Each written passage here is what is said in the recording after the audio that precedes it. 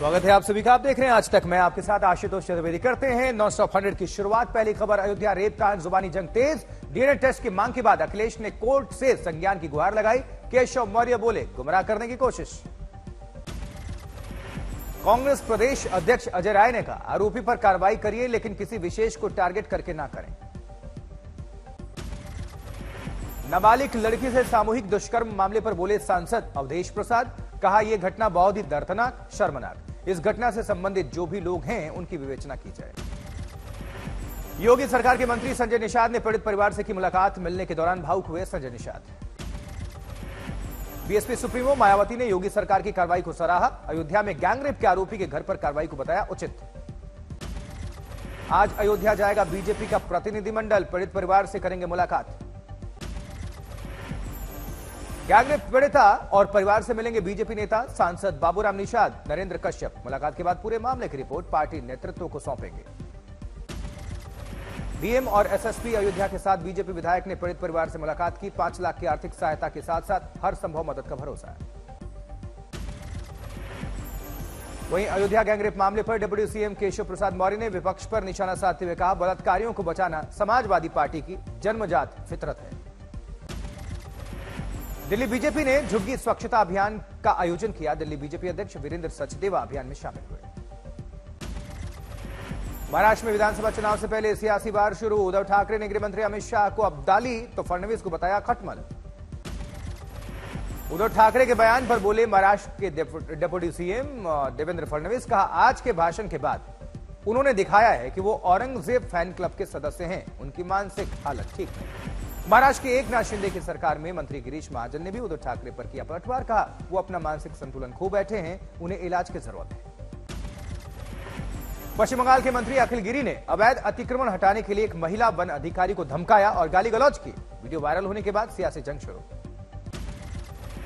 बंगाल की BJP unit के viral video को पोस्ट करते हुए सीएम ममता का घेराव किया। लिखा, क्या ममता बनर्जी इस मंत्री को मंत्रिमंडल से बाहर निकालकर सलाखों के पीछे डालने की हिम्मत करेंगी?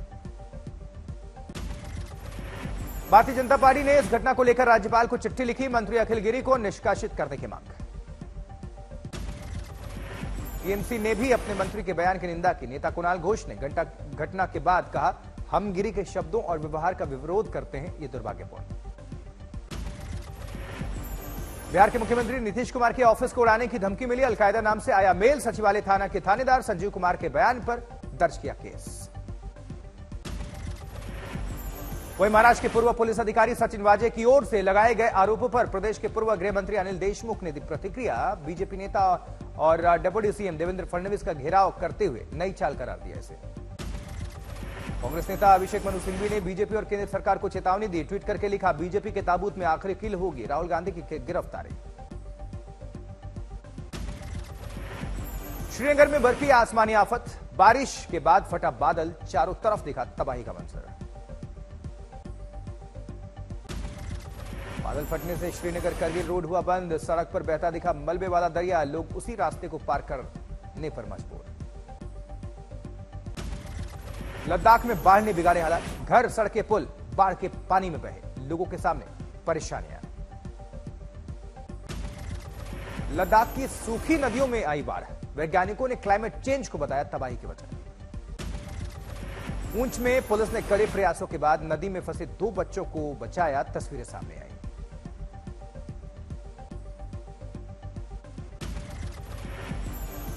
वहीं जम्मू कश्मीर के गांदरबाल में फटा बादल। बाढ़ आने से धान के खेतों को भारी नुकसान पहुंचा है। उत्तरकाशी में बाढ़, बारिश से बुरा हाल है। खेतों, पैदल रास्तों पर पानी भर गया है। लोगों के लिए बड़ा आवागमन का संकट। बाढ़ से गांव में गौशालाएं और करीब आधा दर्जन मवेशी भी बह गए हैं। रायपुर में लगातार बारिश के बाद कई इलाके जलमग्न है। रेलवे स्टेशन भी बारिश की वजह से पानी पानी। यूपी के वाराणसी में भारी बारिश के चलते बढ़ा गंगा नदी का जलस्तर। निचले इलाकों में पानी भरा। दिल्ली से शिमला घूमने आए सैलानियों के साथ हुआ हादसा। पहाड़ से गिरे मलबे में फंसी कार। जेसीबी की मदद से कार को निकाला गया। हादसे में सभी सुरक्षित। पश्चिम बंगाल के पूर्व वर्धमान में पानी में लोगों ने पेड़ की शाखाओं को पकड़कर बचाई अपनी जान। रेस्क्यू के बाद लौटे घर। लंबे इंतजार के बाद जैसलमेर में 24 घंटे से भी ज्यादा बारिश हुई। बारिश से तालाब और नदियां लबालब हैं। शिमला में लगातार जारी है भारी बारिश और भूस्खलन का सिलसिला। 3 नेशनल हाईवे सहित 191 सड़कें बंद। खतरे के निशान के ऊपर बह रहे कई जलाशय, कई मासूम जानवर भी सैलाब में फंसे हैं। शिमला मटोर राष्ट्रीय राजमार्ग पर हुआ भूस्खलन, मलबे को हटाने के लिए मशीन्स लगाई गई। वहीं केदारनाथ घाटी से 9000 से ज्यादा लोगों को रेस्क्यू किया गया। वायुसेना ने किया पोस्ट। खराब मौसम में भी चिनूक और MI-17V5 हेलीकॉप्टर्स बचाव कार्य में जुटे। केदारनाथ में वायुसेना के हेलीकॉप्टर्स ने 3 मरीजों तक ऑक्सीजन पहुंचाई। महिलाओं और बच्चों समेत 43 यात्रियों की जान बचाई। केदारनाथ घाटी में लैंडस्लाइड के बाद फंसे घोड़ों और खच्चरों के लिए हेलीकॉप्टर से पहुंचाया जा रहा है पशु आहार। एनिमल हस्बेंड्री विभाग पहुंचा रहा है रसद। केदारनाथ में अतिवृष्टि से बाधित चल रहा चीरबासा हेलीपैड हेली सेवाओं के लिए तैयार है। रेस्क्यू कार्यों को सुगमता से करने में मदद मिलेगी। केदारनाथ और उसके आसपास के इलाके में फंसे लोगों के लिए बचाव अभियान जारी है। एनडीआरएफ और एसडीआरएफ लोगों को बचाने में जुटे हैं। कुल्लू में मलाना की मणिकरण वैली में बादल फटने के बाद कई जगहों पर जबरदस्त तबाही, मुश्किल में फंसे लोग। वहीं कुल्लू के बलाड़ी गांव से यहां बादल फटने की ड्रोन तस्वीरें सामने आई। कुल्लू में आए फ्लैश फ्लड से स्थानीय लोगों को झेलनी पड़ रही कई दिक्कतें। हिमाचल के कांगड़ा में भारी बारिश से बाढ़ जैसी स्थिति है। सैलाब में डूबी सड़कें, घरों में घुसा बाढ़ का पानी, शहर में रहा जबरदस्त जाम। हिमाचल के रामपुर में बादल फटने के चलते लैंडस्लाइड की घटना हुई, जिसके चलते 3 राष्ट्रीय राजमार्ग बंद।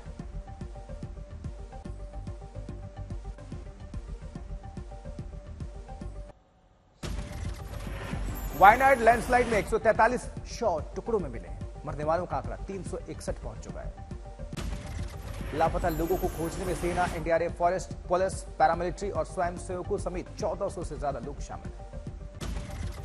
लैंडस्लाइड प्रभावित इलाकों को सैनिटाइज करने के लिए डीप सर्च रडार मंगाया गया है। यह रडार जमीन के अंदर 80 मीटर तक की गहराई में इंसानों के फंसे होने का पता लगाता है।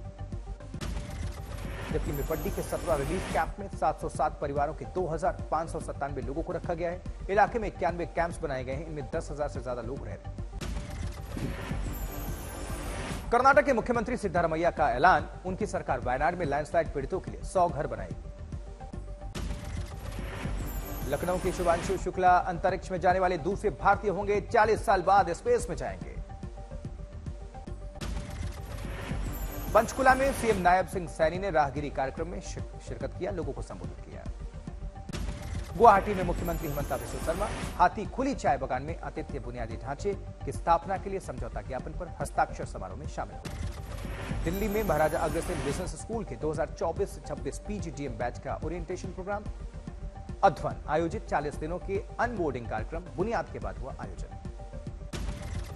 इटावा में कार और बस की जोरदार टक्कर, हादसे में 6 लोगों की मौत, लगभग 45 जख्मी। सुरक्षा कर्मियों ने ह्यूमन चेन बनाकर बस और कार में फंसे लोगों को बचाया। घायलों को समय रहते भेजा गया अस्पताल।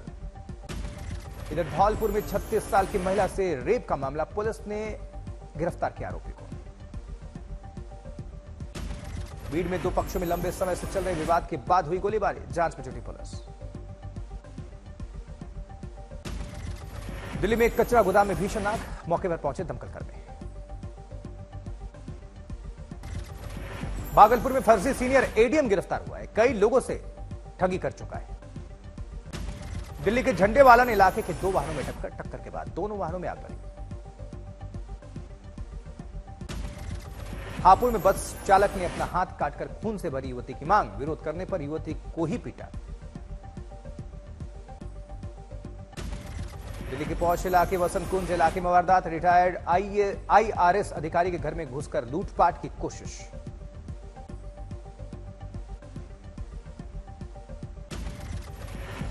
अयोध्या में बुलडोजर कार्रवाई के डर से दुकानदारों ने अवैध बने कॉम्प्लेक्स किए खाली। कॉम्प्लेक्स का 1/3 हिस्सा गिराया जाना है।